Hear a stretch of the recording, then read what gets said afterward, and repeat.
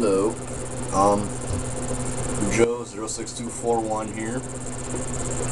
You really can't see my face too well. It's bad lighting and I got a hat on, but today I'm going to give my opinion on a bunch of wrestlers, well, WWE superstars. And I'm doing this because I was watching a lot of rants on superstars, and I'm a big wrestling fan, so I thought I'd give my opinion out there. This is only a handful of wrestlers that I've made a list of. It's superstars and divas. And well, here we go. First on my list is Evan Bourne. Evan Bourne started off on ECW, and I used to not watch ECW a lot when it came back. It was part of WWE because it wasn't as good as it was when it was separate. But anyhow, Evan Bourne moved to Raw and has really made a name for himself. Like, at first, I didn't think he was all that good, and I really didn't think much of him, but he really has impressed me overall in the past few weeks, beating Jack Swagger, and it's pretty cool because I'm not the biggest Jack Swagger fan in the world. But all in all, Evan Bourne, I'd give him maybe an 8 out of 10. I think he's really good. Very talented too, high flyer. Next on my list is Kofi Kingston. Kofi Kingston is just flat out impressive to me.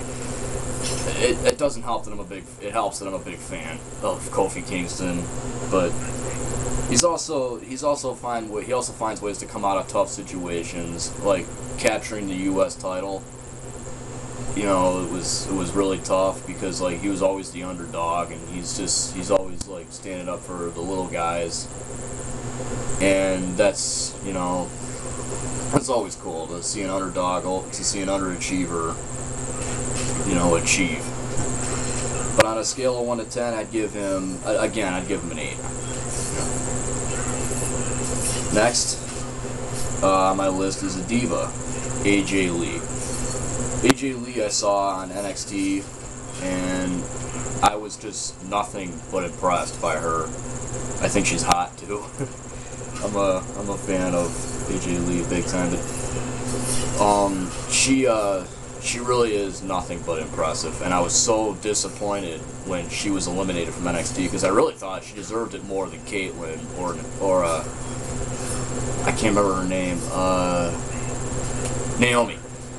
I really thought she was more impressive than the both of them. I thought Caitlyn should have left that night because Caitlyn's a little clumsy, but Caitlyn won NXT, what can you do? But AJ Lee, to me, is just pure talent. I mean, she's fast, she's quick.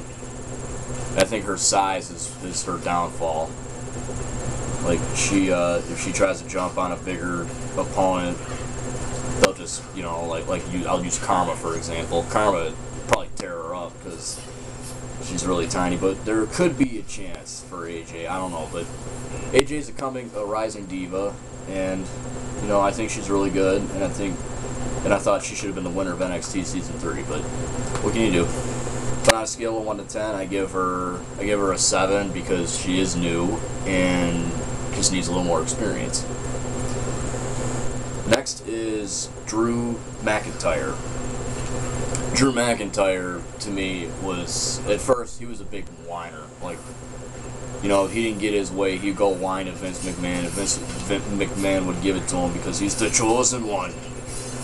But he was a very good competitor, and he was nothing but impressive, winning the Intercontinental title.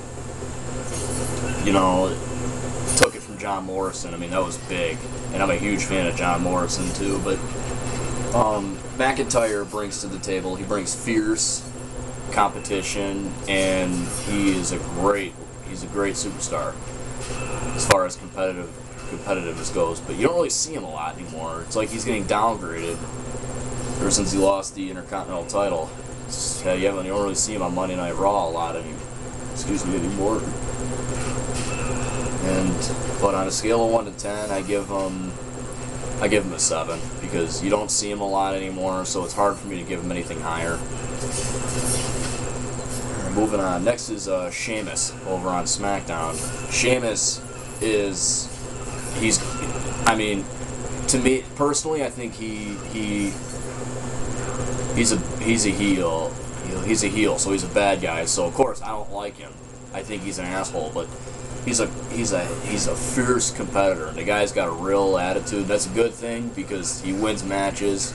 He was WWE champion 2 months into his appearance in WWE. He moved from ECW to Raw like that. I mean, this guy, Sheamus, is nothing but impressive, and he's a great competitor. And I mean, you know, he's huge. He's really huge. And I think down the road he'll win the World Heavyweight title sometime. Maybe not soon, but he will win it sometime. Next on my list is Christian. Christian is, to me, he's held down. I think he's really impressive, and I think he's a great competitor. And although he's acting like an asshole, he really, I can see why he's so angry. You know, he only had the World Heavyweight title for 4 days, 5 days, well, 2 days if you know, the SmackDown's usually on Tuesdays, but he only had the title for like a couple days. So, I mean, you know, that I can see why he's getting so angry. You know, he really wants the title, and he's more than capable. Recently, Mark Henry screwed him out of the chance, but they had another chance, and Christian's got another shot. Now, if he fails this time, I don't know. Too bad for him, I guess. Oh, I forgot to rate Sheamus. Sheamus will get. I'm gonna give him a 9 because he's great. He's a great competitor. Christian, I'm gonna give him an 8 because he really is impressive. Sorry about that. I forgot to rank Sheamus. Next on my list is Tyson Kidd. I don't really have much on Tyson Kidd. I never see him anymore. I think he's on SmackDown or he's on Superstars, one of the two. I don't know. But Tyson Kidd, you know, ever since the Hart Dynasty broke up, you don't really have much. You don't really see him much anymore. But I guess the few times I have seen him in the past, he was really good. He's really talented, and I think he should get a boost. At least give him a shot. You know, that's all I can say about him. But on a scale of 1 to 10, I give him maybe a. I give him a 6 because I don't see him a lot, so I can't give him anything higher. Alright, next is Justin Gabriel. Justin Gabriel was what I've always liked him. Even if he is a heel, I still like him. I still think he's a great competitor. He's very talented with the 450 splash, and I honestly wanted him to win NXT Season 1. I knew Wade Barrett was going to win, but I wanted Justin Gabriel to win, you know. But Gabriel was the only Nexus member I liked. He was the only core member that I really liked, except for Ezekiel Jackson. I liked Ezekiel Jackson, but Justin Gabriel was always my favorite in that group. And to me, he's a great competitor. He's really good, really talented. Somewhere down the line, I think he's going to be either an Intercontinental Champion or a U.S. Champion, possibly even more if he gets big enough. On a scale of 1 to 10, I give him a 9. You know, hell of a competitor, and he's you know, he looks promising. Next on my list is another diva named Gail Kim. Gail Kim is great. I like Gail Kim. She's a great competitor, and brings nothing but competition to the table. I barely ever see her on Raw anymore, so I really can't say much. But I can say that she's very talented, and I think she needs a boost. I'm gonna end this early with her. On a scale of 1 to 10, I'm gonna give her maybe a 6 because I really don't see her anymore, so I really can't give her anything higher. Now I'm moving on to SmackDown's Kane. Kane to me has always been big, and I mean not just big in size, but big in, you know, everything. He's always been a big ticking time bomb of anger. You let him loose or you make him angry, he will make you pay for it. You know, and to me, Kane is just, I mean, it's Kane. Do I really gotta say anymore? On a scale of 1 to 10, I am going to give Kane a 10. To me, he's just great. I mean, yeah, he's kind of slow, but he makes up for it for his strength. So I'm gonna give him a 10.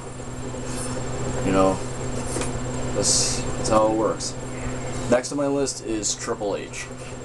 Triple H is, I mean, he was never really a favorite of mine, but I always liked him, and I always thought he was cool. When I first got into wrestling, he was the bad guy, so obviously I didn't really like him back then, but I've kind of lightened up as far as now. But Triple H was always big, even when facing The Undertaker at WrestleMania. He's just huge. He's really big, and it's not like he's clumsy or bad or anything. He's really good. He's really good. He brings nothing but greatness to the table, and to me, that's just it's awesome. You know.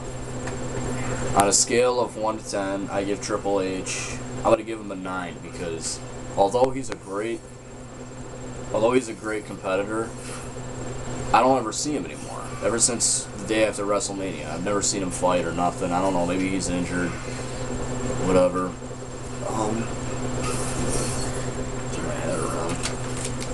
Next on my list, The Miz. I'm not the biggest fan of The Miz. In fact, he's my least favorite superstar that's in between Raw and SmackDown. I don't count Superstars because I never watch it. NXT, I barely ever watch anymore either. But The Miz, to me, is a loudmouth, and he's really not. He hasn't showed me anything that impressed me. But what I like about him is he's got guts. He's determined, and he's not afraid to put his opinion out there. He don't care what anyone thinks. And that's a good thing, you know. And he's got great mic skills. He's got really good mic skills, and he's really good. He went from nothing to something, and that's big. On a scale of 1 to 10, I'm gonna give The Miz. I'm gonna give him an 8 because The Miz I don't like him. He's a jerk, but my opinion is not why I'm giving him an 8. I'm giving him an 8 because to be fair, he really didn't defend the WWE title without Alex Riley's help. Maybe a couple times he did, but that was it. So, yeah, but he did defend the United States title on his own, and that was impressive. He held that title for a long time, and I think The Miz is a future U.S. champion. But as far as WWE champion goes, not anytime soon. All right, last one before I end this. This is part 1. Rey Mysterio. Rey Mysterio has been one of my favorites for a while. He's not my all-time favorite, and he's not my favorite right now, but he's the underdog. He's like the dark horse, the guy you never see coming, because he's so small. And to me, it's always cool to see an underdog come out on top, and it's just big. I mean, Rey Mysterio. He's quick, talented, and I like his moveset. On a scale of 1 to 10, I give Rey Mysterio an 8 because the last few times I saw him, he's lost, and he hasn't really done well. He did win last night, but he just, I don't know. It's hard to give him anything other than that because Rey Mysterio, it's kind of hard. Oh, I can't explain it. But yeah, I'm gonna continue this on part 2. So stay tuned and watch.